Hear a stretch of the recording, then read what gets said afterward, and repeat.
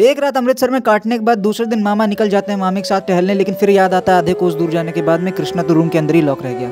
मेहनत और मशक्कतों के बाद मैं खिड़की से छलांग लगा के मैं किसी तरीके से उन लोग के पीछे पीछे आता हूँ। देखता हूँ तो मामा मामी फिर से टहल ही रहते। दोनों घूम तो ऐसे रहते जैसे मानो पति पत्नी हो, मगर मुझे क्या था, मैं भी उन दोनों को इग्नोर करता हूँ, चुपचाप आगे निकल जाता। इस हादसे के बाद हम दोनों के रिश्ते में आई कड़वाहट को हम लोगों ने एक्सप्रेशन शॉट लेके खत्म किया और मामा मेरी सिनेमैटिक वीडियो बनाना स्टार्ट कर दिया। अमृतसर को इतना अच्छे तरीके से सजा दिया गया था कि मेरी तो रातों की नींद ही चली गई थी और मैं सुबह 3 घंटा लेट उठा, मगर सानू की बोल के मैं चुपचाप निकल गया और देखने लग गया कि कितना प्यारा शहर है ये। गुरुद्वारे की खूबसूरती का मुआयना हम लोग कर ही रहे हो तो उतने मामा फिर से मुझे छोड़ के भाग जाते हैं, मगर मुझे फिर से नहीं फर्क पड़ रहा था क्योंकि उनका फोन तो मेरे पास ही था, वो भाग के जाएंगे भी कहाँ। मेरा सोचना एकदम सही निकला। वो डर के मारे एक जगह जूते निकाल के बैठ गए थे। मैंने उनसे पूछा क्यों यहाँ बैठे हो, तो बता रहे कि अबे जूते जमा कराने पड़े। मैंने भी अपने जूते जमा कराए और सर पे साफा ओढ़ के चुपचाप चला गया अंदर मत्था टेकने के लिए।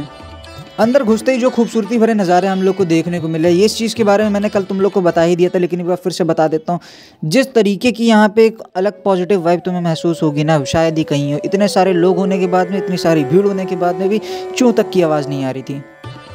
इतनी पवित्र जगह पे आने के बाद में मुझे यकीन आया कि मेरी शक्तियाँ फिर से मेरे पास वापस आ चुकी हैं। तो मामा बड़ी तेज़ी में जा रहे थे तो मैंने उनको स्लो मोशन में स्लो कर दिया। शक्ति वापस आने की खुशी में मैं पागल हो चुका था। मैंने सोचा क्या पता शायद वो नाटक कर रहे हो। मैंने दोबारा अपनी शक्ति का प्रयोग किया और फिर से लोग धीमे हो गए।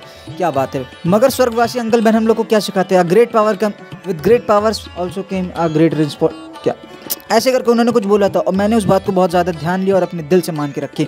तो मैंने उस शक्तियों को वहीं पे त्याग दिया और चला गया कड़ा प्रसाद लेके अपना मत्था टेकने। सतपाल मामा ने सेम मेरे जैसे कपड़े पहन के मेरा रूप धारण कर लिया था ताकि अगर कोई मेरा फैन छलावा खा के उनके पास चला जाए तो उनको बटवा मारने में कोई दिक्कत ना हो।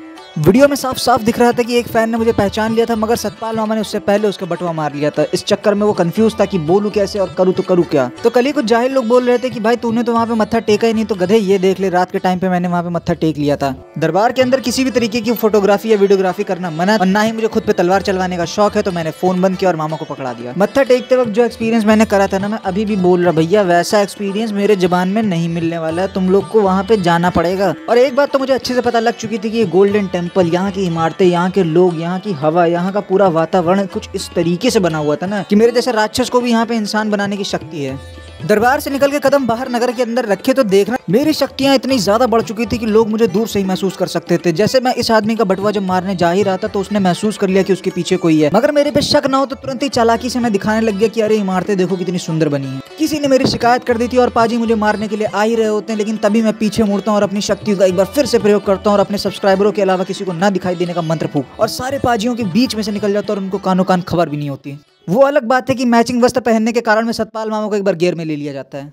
मेरे होने की वजह से वहाँ पे लोग इतना डर चुके थे कि अपने बटुए तो छोड़ो फोन तक को तुरंत जेब में डाले ले रहे। किसी को हर्ट करने को और मजाक का सिलसिला कभी भी रुकना नहीं चाहिए, तो मैं उसी सिलसिले को बढ़ाते हुए आगे चल पड़ा। देखता हूँ तो मेरे लिए कई सारी परेडें निकाली गई, एक स्कूल नहीं, 2 स्कूल नहीं, पता नहीं कितने सारे लोग। और बच्चों में तो मेरा क्रेज कुछ इस तरीके से आया था कि वो गतका खेल खेल के कह रहे थे कि जो जीतेगा कृष्णा के साथ में वही फोटो खिंचाएगा। वो लोग गतका खेलने में इतना ज्यादा बिजी हो गए कि मेरे साथ तो फोटो खिंचवाना भूल ही गए।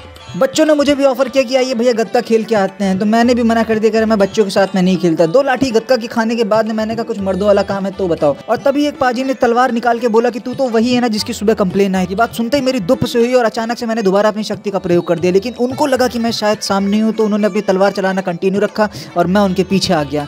और इस बार भी उन लोग को नहीं पता लगा कि मैं वहाँ से बच के भाग चुका हूँ। वीडियो में अगर किसी को मेरी बातें सुन के ठेस पहुंची हो या फिर किसी को लगा हो कि मैं कुछ गलत बोल गया हूं तो उसके लिए मुझे प्लीज़ नादान समझ के माफ़ कर देना, क्योंकि भैया इस जगह के लिए मेरे दिल से बहुत ज़्यादा इज्जत निकलती है। ये इतनी सही जगह है ना जिसके बारे में मतलब क्या बताऊं। और सिर्फ जगह ही नहीं, यहाँ की जो कम्युनिटी है, यहाँ की जो मेंटालिटी, यहाँ की जो सोच है, यहाँ के जो लोग हैं, उनके अंदर भी एक ऐसी निष्ठा भावना मैंने देखी है ना जो भाई मुझे शायद ही इंडिया के किसी और कोने में मिले, क्योंकि इकलौती जगह है जहाँ पर भैया आपको जज नहीं किया जाएगा।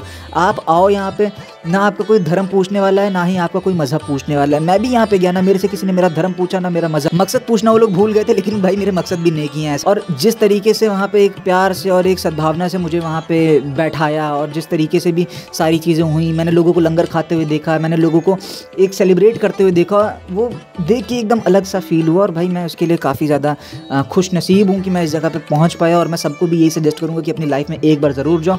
मामा को भी धन्यवाद कि भाई वो मुझे लेके वहाँ तक गए। और क्या ही बोलूँ। खैर तुम लोग को अगर वीडियो पसंद आई हो तो तुम्हें पता है लाइक वाइक करना है तो कर देना, नहीं मनाएगा तो मत करना यार, क्या ही बता दूँ, लेकिन मुझे पता है वीडियो तो अच्छी है। ये सारी परेड और मेरे लिए जितना भी करा जा रहा था उसको देख के मैं अंदर ही अंदर से गदगद हो चुका था। और मैंने सतपाल मामा से पूछा कि मामा मेरे लिए इतना करने की क्या जरूरत थी। उन्होंने कहा अबे गधे तेरे लिए कौन कर रहा है भाई, 2 दिन के बाद में यहाँ पे गुरु पर्व होने वाला है, उसके लिए इतना सब नगर कीर्तन करा जा रहा है। ये सुन के मेरा दिल टूट चुका था और मैं चुपचाप वहाँ से उठ के चला आया।